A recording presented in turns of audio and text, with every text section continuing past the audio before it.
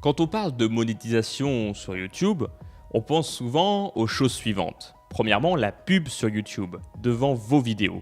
La fameuse monétisation qui a permis à plusieurs YouTubeurs de vivre confortablement de leur activité entre 2011 et 2015. Les financements participatifs avec les sites comme Tipeee, où vous allez donner aux créateurs une certaine somme d'argent par sortie de vidéo. Les placements de produits où, à partir d'une certaine audience, des marques vous contactent et vous demandent de parler de leurs produits. Et plus récemment, des plateformes comme Utip, où on vous demande littéralement de passer du temps à regarder des pubs pour vos créateurs préférés. Opinion strictement personnelle, mais on arrive doucement vers la fin, n'est-ce pas? Alors je critique pas les youtubeurs qui font ça, parce qu'ils permettent à beaucoup de créer du très bon contenu, parce qu'ils peuvent générer de l'argent avec ça. Par contre, quelque chose d'indicateur, c'est de voir qu'on en arrive à devoir demander à ses followers d'aller visionner une publicité pour être mieux payé que sur YouTube. Autant les trois autres modèles dont je vous ai parlé, pourquoi pas? Mais celui-ci me semble totalement absurde et très peu viable dans le temps. Les gens n'ont pas que ça à faire, ils vont finir par se lasser, et puisque justement de plus en plus de créateurs leur demandent de faire ça, à mon avis ça va pas durer très longtemps. Mais c'est une opinion personnelle. Par contre, il y a un deuxième problème avec ces modèles, et là, on parle essentiellement de faits.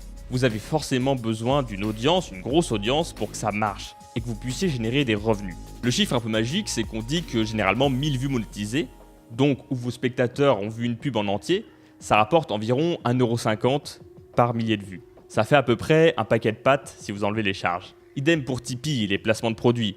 Sur Tipeee, considérez que ce sont seulement les vrais fans qui peuvent se permettre de vous donner de l'argent.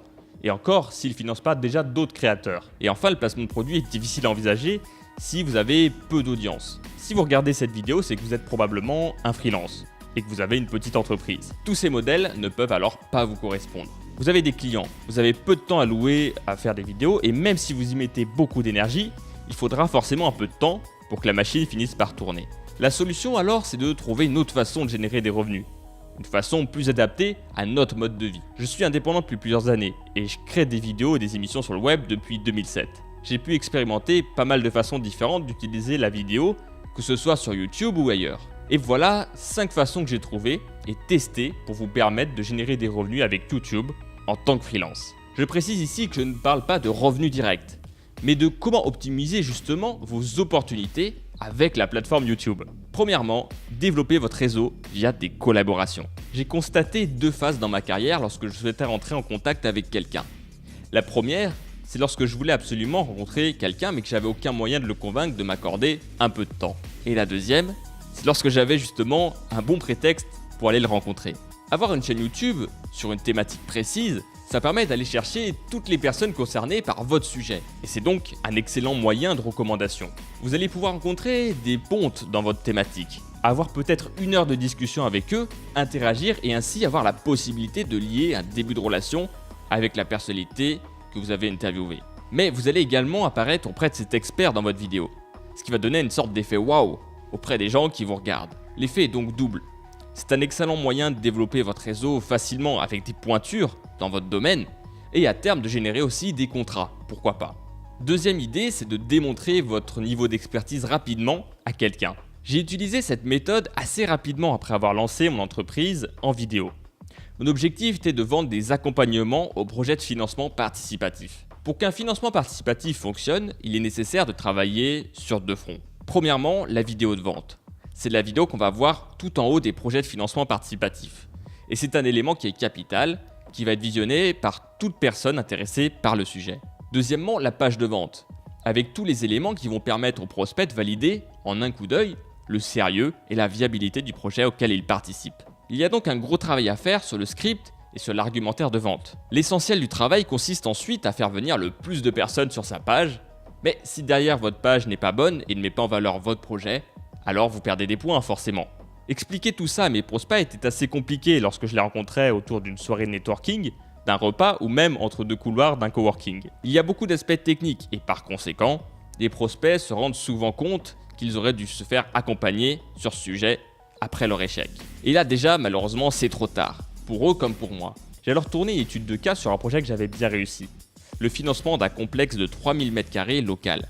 Vous pouvez cliquer sur la fiche qui vous amènera à cette vidéo, elle est sur ma chaîne. Cette étude de cas permet au prospect de voir l'étendue du travail effectué, lui montrer que rien n'était fait au hasard et que par conséquent, lui faire ressentir qu'il est souvent bien loin de la réalité et qu'il fait peut-être une grosse erreur en sous-estimant l'importance de ces points-là. Lorsque vous rencontrez quelqu'un en événement ou un coworking, il n'a probablement pas plus de 5 ou 10 minutes à vous accorder.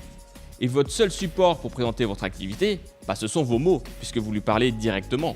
Si en plus de ça, la journée a été dure et que vous avez du mal à faire des phrases correctes par la fatigue, vous pouvez très bien passer à côté d'un contrat. Avec une vidéo de ce type, non seulement vous pouvez la mettre sur votre site web et démontrer votre expertise, mais vous pouvez aussi l'utiliser comme prétexte, toujours lui, pour recontacter la personne à qui vous avez parlé la veille, avec un mail du genre « Hey, regarde, c'est ce dont je t'ai parlé l'autre soir. J'espère que tu vas bien et à bientôt. » Comme ça, il pourra prendre le temps de regarder votre vidéo dès qu'il aura un moment au calme dans sa journée. Le troisième point, c'est de convaincre quelqu'un que vous connaissez déjà de travailler avec vous. Vous avez peut-être déjà eu cette frustration. Vous avez rencontré quelqu'un depuis un certain temps, dans un cadre perso ou même parfois pro, et vous avez commencé à tisser une relation. Le problème, c'est que cette personne a mis une étiquette sur vous et sur votre travail. Mais en réalité, elle ne comprend pas réellement ce que vous faites de vos journées. Et c'est normal, après tout, on fait exactement la même chose. Notre première impression est capitale, mais si on rate, ou si on a du mal à trouver la bonne façon d'intéresser notre interlocuteur, alors c'est l'échec. On a beau avoir cette relation sympathique, d'un point de vue boulot, elle ne va pas vous apporter grand chose. Si vous faites des vidéos et que vous parlez de votre savoir-faire et de votre expertise, alors vous allez pouvoir vous donner une seconde chance auprès de cette personne, qui peut-être est votre client idéal ou encore possède des clients avec lesquels vous pourriez vous aussi travailler, en collaboration. Il suffit juste que la vidéo apparaisse dans son fil d'actualité et qu'elle prenne juste le temps de regarder en se disant « Oh, une vidéo de Jean-Paul !» C'est le seul prénom qui m'est venu. Dédicace à tous les Jean-Paul. Quatrième façon, générer des clients en ligne en remplaçant votre blog. Aujourd'hui, l'écrit, on va pas se mentir, c'est devenu compliqué. Le référencement sur Google est de plus en plus concurrentiel et ça devient de plus en plus difficile de trouver une niche et de réussir à se placer en top sur les recherches. Comme je l'ai mentionné dans ma vidéo où j'explique ma façon dont j'ai procédé pour monter une chaîne YouTube à 1000 abonnés en 72 jours, les gros poissons seront de toute façon toujours plus gros que vous. Pour vous donner une idée, Camille, la personne avec qui je travaille au quotidien, a été mandatée par une maison d'édition pour produire plus de 400 articles en moins de 3 mois. Bien évidemment, le montant de la prestation est conséquent et ça lui permet de se concentrer uniquement sur ça.